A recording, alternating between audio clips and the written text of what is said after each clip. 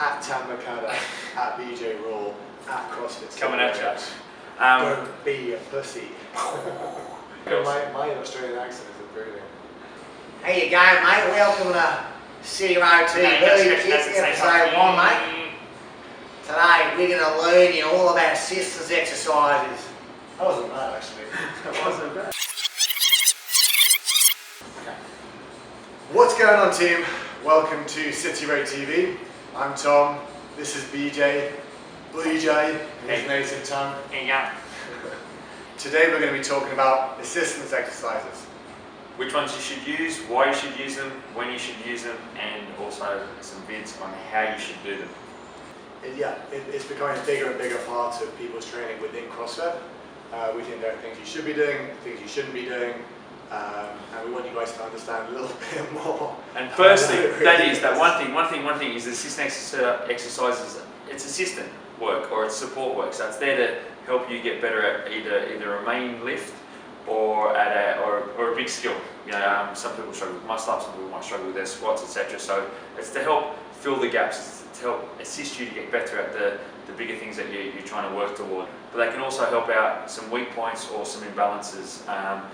For example, we've picked a couple of things in CrossFit. You know, we do a lot of leg extension, whether it's squatting, lifting, jumping, whatever. We don't actually actively flex the knee joint, so some knee flexion type of work would be really useful. So as an example, that's one of the things we're going to look at. Like, one of the great things about CrossFit is that you can come in and you get so much work kind of built into that one session, your metcon and your strength work, and you don't have to worry too much about doing other stuff, because all of the stuff that we do kind of takes care of all of that. It's the big compound list, it's proper strength work, proper conditioning work. So you don't really need to worry too much about assistance work. We don't do a whole lot of horizontal pulling, so that's another thing that's important to try and add elsewhere.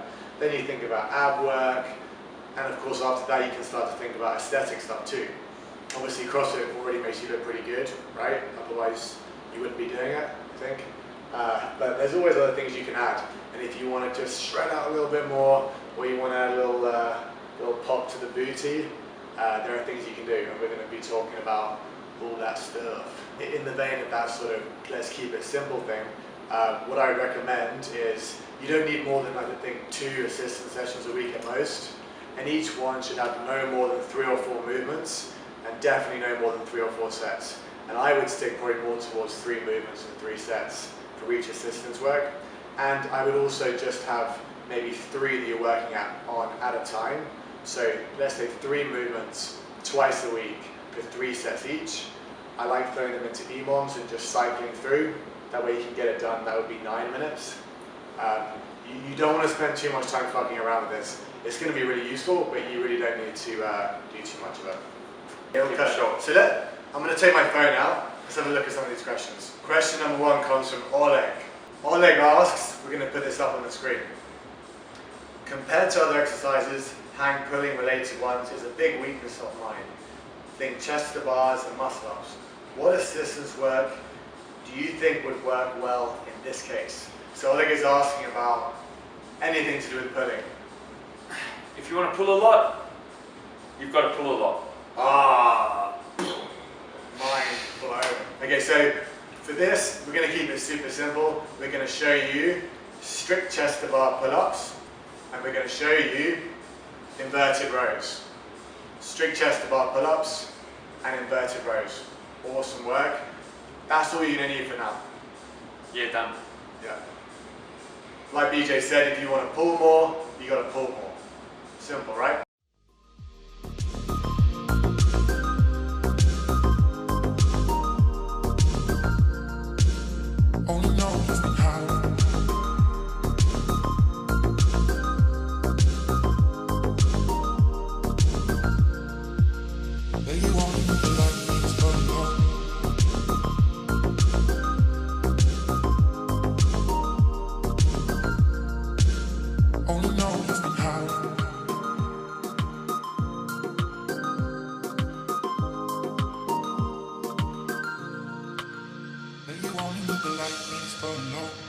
Only miss the sun when it starts to snow. Only know you love her when you let her go. Only know you've been high when you're feeling low. Only hate the road when you're missing home. Only know you love her when you let her go. Next, we have James Downing. James Downing asks, I have been struggling with overhead / push exercises since I started CrossFit, especially handstand push-ups, strict handstand push-ups. Is there anything I can do in addition to classes to improve quicker, please? Question mark, exclamation mark, hashtag JT problems. Cool.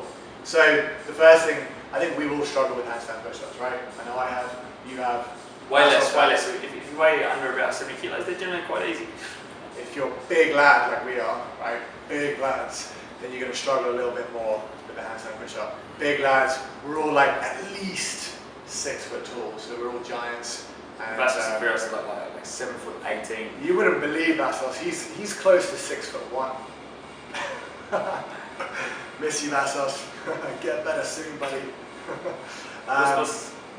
So yeah, well, I lost my train of thought. So likewise, with handstand push-ups specifically, a few people had questions about those, and then specifically James. Some of the regressions we do in class, we do some downward dog type of handstand press-ups. They're great as assistant work for those who even have handstand press-ups and want to get better at those. Using a box in that kind of inverted position, you try to get your body as vertical as you can. We'll film some of those, and we'll get those to you as well.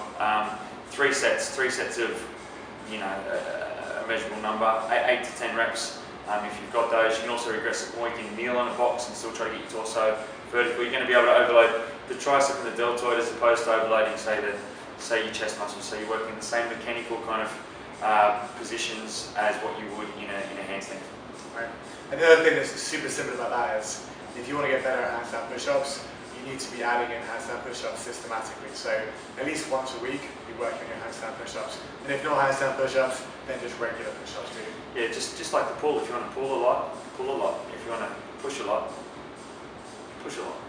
Right?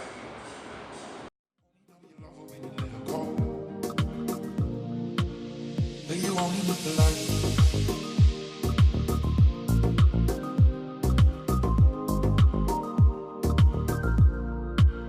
Only know you've been high.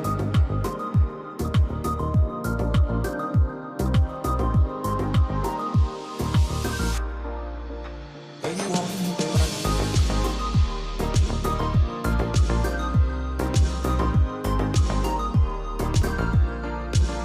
Only know you've been high.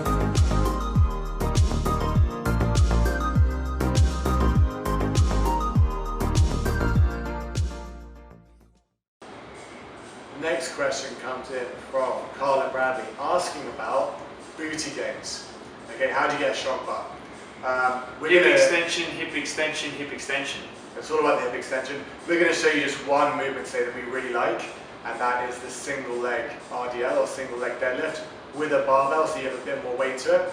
There's a bit of a stability component, but really you're just going to get good engagement with the glutes and the hamstrings, and it's just a pure hip extension movement. This one is really, really good for building the booty, getting strong posterior chain. We love that one, so check that out. Also, you know, hamstrings do come into the equation when it comes to booty. You know, they attach to the booty, all that stuff. So we're going to show you also GHD hamstring curls.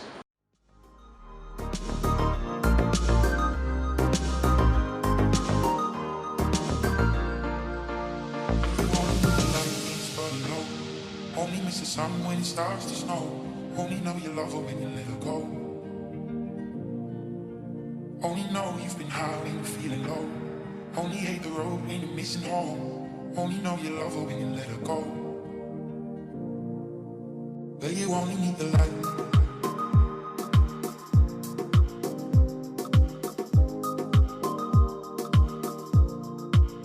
Only know you've been high.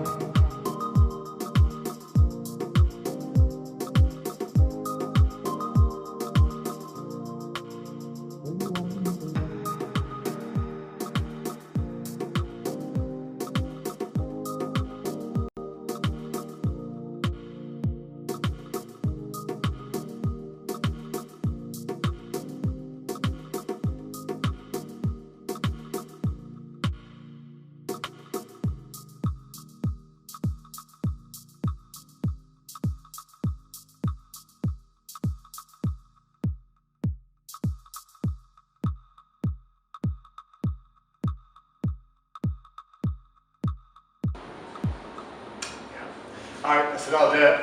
Thanks for watching, guys. This has been City Road TV. See you next time. Peace. Yeah, good, fine.